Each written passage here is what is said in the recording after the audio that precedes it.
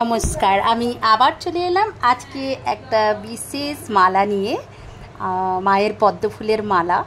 তো পদ্ম ফুলে খুবই ফুলটা গোছ ছিল না, লম্বা লম্বা ছিল। তো এটা মালা গাঁথলে খুব একটা সৌন্দর্য ফুটে উঠতো না। তো সেই জন্য আমি এটা কিভাবে ফোল্ড করে আর অ্যাডজাস্ট করছি পদ্ম পাপড়িগুলোকে, সেটা দেখে নিন। এটা ত্রিকোণ টাইপের একটা হয়ে যাচ্ছে। এটা তিনটে ফোল্ড করলাম, ফোল্ড করে ওর মধ্যেই গুজে দিলাম। তো গুজে দেওয়ার ফলে সেটা কি হলো, ওখানে সেটিং হয়ে গেল বেশ সুন্দর। আর এটার খুব একটা যে পদ্মটার খুব একটা থিকনেস ছিল না, মোটা ছিল না। এটা খুবই কম পাপড়ির মধ্যে পদ্মটা।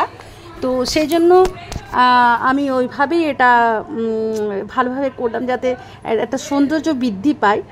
আর তার সাথে আপনারা দেখছেন, যদি না বুঝতে পারেন তো একটু ভালোভাবে স্কিপ করে দেখবেন।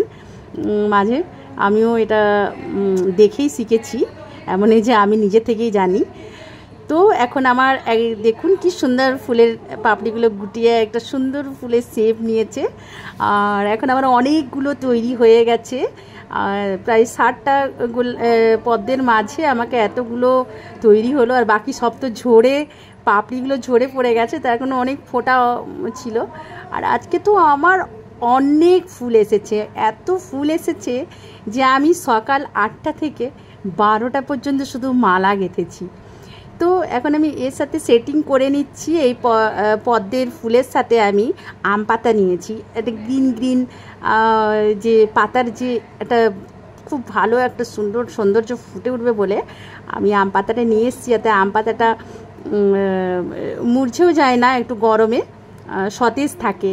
হয়তো আমি আশা করছি কালকের দিনটাও এটা একদম টাটকা থাকবে। একটু যদিও জলের ছিটা দিতে হবে।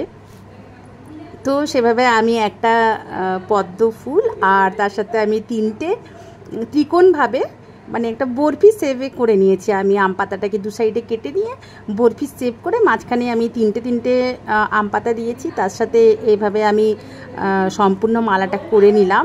আমার এই মালাটা গাঁথতে 3 ঘন্টা সময় লেগেছে, 3 ঘন্টা, যেখানে আমি অনেকগুলো মালা 1 ঘন্টায় করে দিই।